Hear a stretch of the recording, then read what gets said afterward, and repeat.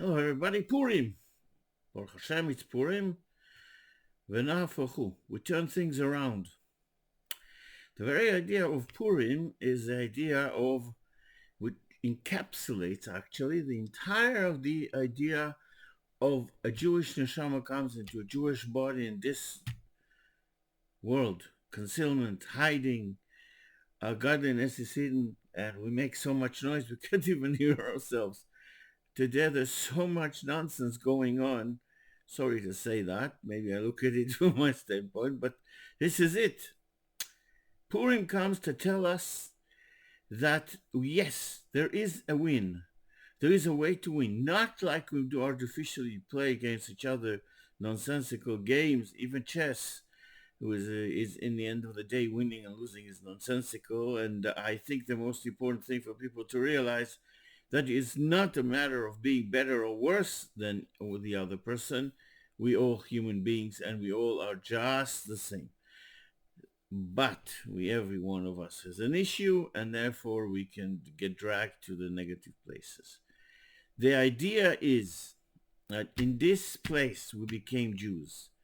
The most important moment in the Megillah is towards the end when it says Kimu v'kiblu haYehudim, the Jews accepted and fulfilled the Torah, which was given in Matan Torah, Shavuos, by the Eibishter, by Hashem himself, but was not an issue by the recipients, us. Purim comes to turn everything around. Why is it Dafka in Adar? Adar is the end of the spiritual year. I know this is non-normal conversations, and I don't repeat sichas, and though I have them all here, whatever I could put my hand on, which is quite a bit. And I've heard the Rebbe, and I have it in the Rebbe's desk in my car, etc., etc. But then the point is, Nafochu, turn everything around in the plainest way possible. Haman and Amalek represent the coldness of Yetzer Hara. Not just the coldness of the mind, which the mind is cold. The mind should overrule the heart. But it severs the connection between the mind and the heart. The exchange, the two-way street of spiritual influence between the mind and the heart is severed. That's why it's called malak, cut off his head. What hardly remains is without the warmness and the fire of the heart is the coldness of the mind. And on the other hand, if there's only the warmth and the fire of the heart and no mind, and then there's no balance. Either way, they both have to be present. The heart is the center of everything. Rachamana, Hashem, in the words of the Gemara, Libabai, the merciful one, asks and wants the heart. What is that to do with Purim? Purim is the inyan of taking something very bad, represented by extraneous things. Haman came to the extraneous yard. I know the Megillah by heart. Though people claim that I'm really too slow, I say all the time, it's a beautiful thing, so I don't rush it. But the point is, Haman wanted to sever the Jews from their very existence. If you said you weren't Jewish, you were okay. If you said you were a Jew, you should be killed, according to his decree, chas v'shalom. He does not do that as an independent element. But nothing is an independent element. We have a Yetzer Hara. It's called Ra, bad, negative, horrible, because it makes us feel bad, makes us do bad things. It severs us in the highest level possible, which is called Amalek. It severs us from our job to enlighten, to illuminate this beautiful world with all kinds of Torah and mitzvahs. And you should know, we all should remember that. Never underestimate the light you bring into the world, even though you're not very serious about what you're doing. Because not any of us can dare say I'm doing the Torah mitzvahs correctly. Whatever I can tell you is, if the spooks around, you want to have a good life, kick Haman out. Kick Yetzirah out. Don't go skiing instead of learning Torah. Don't speak language that is not to be spoken. Don't focus on on extraneous things such as what is this or that guy or this minister or that whatever has done. Somebody sent me,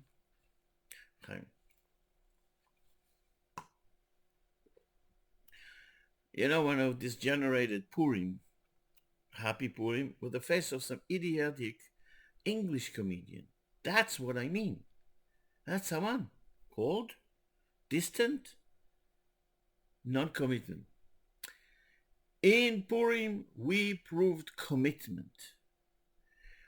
The way the decree was annulled was through the learning of the children that Mordechai gathered them. Commitment, inner commitment, which turned the Yetzer Hara from Ra, Resh, Ayin, to Er, very awakened, Ayin, Resh. The idea is that when you take on, even in part, the habits and the mode of thoughts and mode of treatment today, I am the only Hasidologist in the world, the only one who sees the Torah as the only, I don't, probably there are others, but I'm not aware of them, they're not famous, is that the idea is that all the answers are in Torah, and especially in Chassidus. Not in psychology. I went to university, I studied psychology. They don't have it. The power is in our hands, in our minds and our hearts. And if we don't use it, the world stays dark, Haman and Achashverosh, and we suffer because they're angry at us. We're not giving them the kedusha they need. That's the essence of Purim. Why were the Jews punished? They ate from the meal that he gave them, Kirtzon ish v'ish, as each person wanted. You want Ashgacha of Bells, you have it. You want a Lubavitch, you have it. Just sit here and eat it. The waiter will come and just say, this is what we have. Says, what do you want? How do you want it? And that's how they got it. Looking negatively and extraneously at the world as Jews is wasting our time and not giving the world our sustenance of Kedusha it needs. People are so busy in the business world, so busy running after things that they don't really need. It's not going to help anyone. It doesn't help. The point really is that in Purim, everything turned around. Why? Because the Jews finally accepted, internalized the Torah, a change from one end to the other. Two people can walk. I am an Israeli. I grew up with terror, and I totally agree with the new measures they're putting, but Israelis still haven't woken up to the fact that they're first of all Jews. We try to use my power, our army. I saw what this army do. Run away from the Sinai. I was there. Ran away from Gaza, ran away from Lebanon, ran away from parts of Judea and Samaria. That's where the terror comes from. You let them roam around freely with enormous amount of all kinds of weaponry and other kinds of ammunition and what have you, right next to our cities. Jewish girls are completely exposed to hostile hate. Our boys roam around, who knows what they're doing. We are Jews. That's what Purim is all about. You want to have a safe life, you want a healthy life, you want a happy life? Learn Torah. Turn around the world. Illuminate it. Haman was so crude and coarse. He was the bottom of the bottom. And yet, Achashverosh gave him our nation, the top of the top, because of our lack of emunah and bitachon in Hashem. We didn't learn enough. We were too busy making money, making friends in the government, so we have a big business and so on and so forth. I wish to tell you a little story, and then I'll go to Mincha. Bezrat Hashem. I was traveling in Germany. It is known that the Germans murdered our nation with coldness. There was no warmth. There's no a fire in it. There's no a boiling blood. They were doing everything coldly, very, very cold, lacking of any emotion and any humanity. When I was traveling in Germany many years ago, young and stupid, just out of the army, what did I know about life? Nobody raised me properly to tell me how to take care of myself in this crazy hostile world. Anyways, I got into a place, Germany, there was a big farm, and my German was getting better, but I went to speak to one of the heads of this communal farm. Well, that's Arab, but I didn't participate in it. Like, I don't care about this. Just nonsense. If it was a so-called secular guy, it didn't interest me. Anyways, I went and spoke to this guy in Dortenfelderhof, next to Paderborn, not far away from Frankfurt am Main. Frankfurt. I was sitting there talking to him. His English was Oxford English. Very, very, very good, clear English. And being who I am, I asked him directly. Herr Klett was his name. Why did the German, our nation, did to our nation, to the Jewish people, what they have done? He sighed. It is true that the Nazi regime, and all be burned in hell, was after them too. And as a child, I think his father was arrested. They were after those people too. He says like this.